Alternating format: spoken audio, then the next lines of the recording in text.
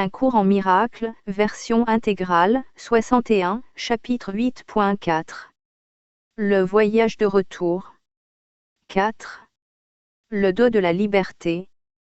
Si la volonté de Dieu pour toi est la paix et la joie complète, et si tu ne ressens pas uniquement cela, ce doit être que tu refuses de reconnaître sa volonté. Sa volonté ne vacille pas, étant à jamais inchangeable. Quand tu n'es pas en paix, ça ne peut être que parce que tu ne crois pas que tu es en lui. Or il est tout en tout. Sa paix est complète, et tu dois y être inclus. Ses lois te gouvernent parce qu'elles gouvernent tout. Tu ne peux pas t'exempter de ces lois, bien que tu puisses leur désobéir.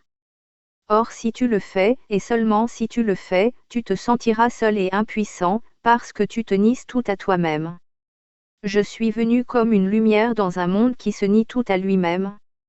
Il fait cela simplement en se dissociant de tout. Il est donc une illusion d'isolement, maintenue par la peur de cette même solitude qui est son illusion. J'ai dit que j'étais avec toi tous les jours jusqu'à la fin du monde. C'est pourquoi je suis la lumière du monde.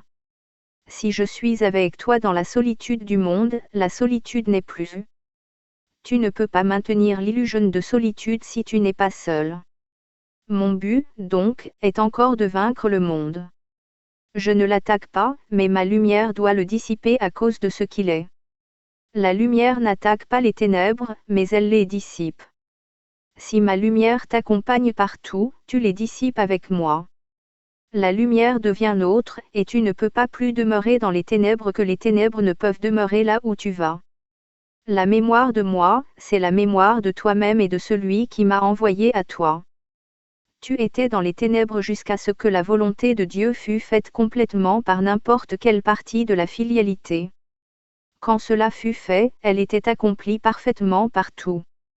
Comment, autrement, pourrait-elle être parfaitement accomplie?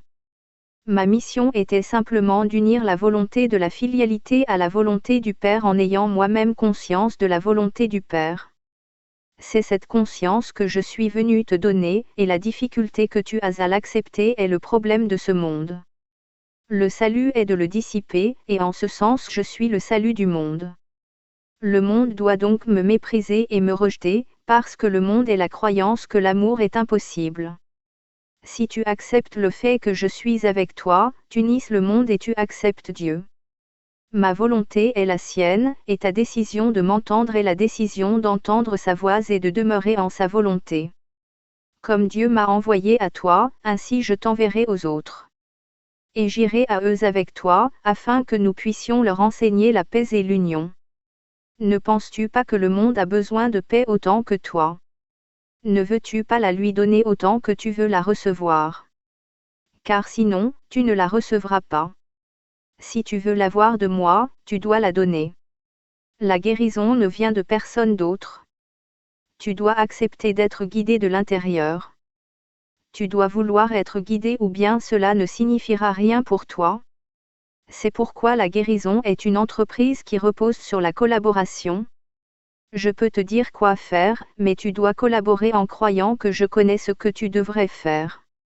Alors seulement ton esprit choisira de me suivre.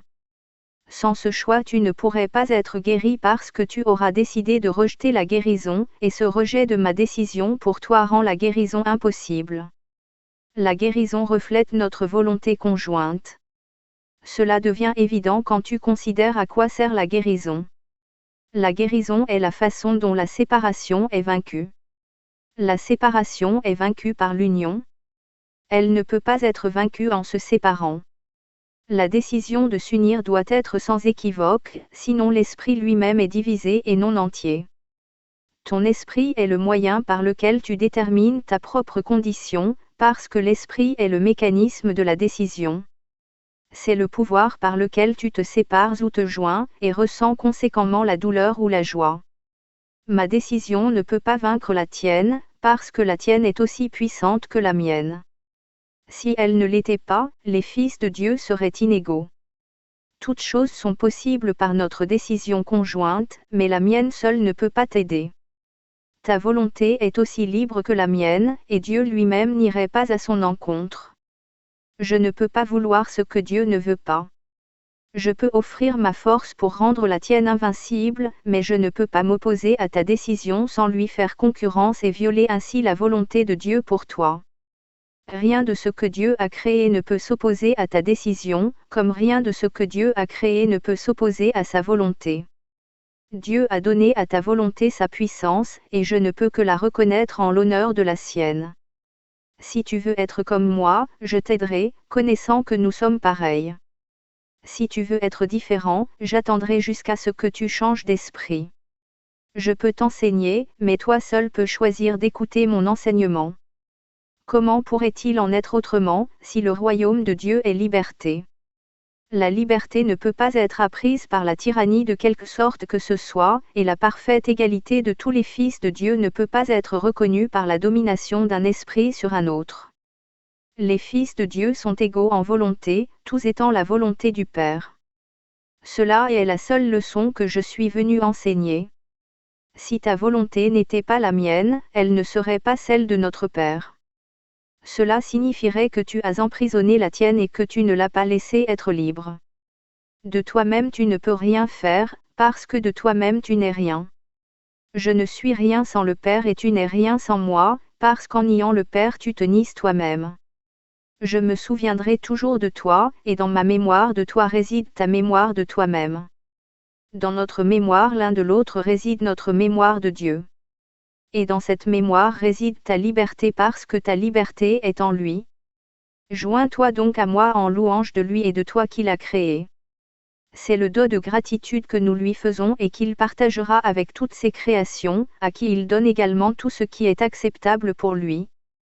Parce que c'est acceptable pour lui, c'est le don de la liberté, qui est sa volonté pour tous ses fils. En offrant la liberté, tu seras libre. Étant la reconnaissance de ce qu'ils sont et de ce qu'il est, la liberté est le seul don que tu puisses faire au Fils de Dieu. La liberté est création, parce qu'elle est amour. Celui que tu cherches à emprisonner, tu ne l'aimes pas. Par conséquent, quand tu cherches à emprisonner qui que ce soit, y compris toi, tu ne l'aimes pas et tu ne peux pas t'identifier à lui. Quand tu t'emprisonnes toi-même, tu perds de vue ta véritable identification avec moi et avec le Père. Ton identification est avec le Père et avec le Fils. Ce ne peut pas être avec l'un sans l'autre. Si tu fais partie de l'un, tu dois faire partie de l'autre, parce qu'ils sont un. La Sainte Trinité est sainte parce qu'elle est une. Si tu t'exclus toi-même de cette union, tu perçois la Sainte Trinité comme séparée. Tu dois être inclus, parce qu'elle est tout. À moins que tu n'y prennes ta place et ne remplisses ta fonction comme partie d'elle, la Sainte Trinité est aussi dépouillée que toi. Aucune partie d'elle ne peut être emprisonnée si sa vérité doit être connue.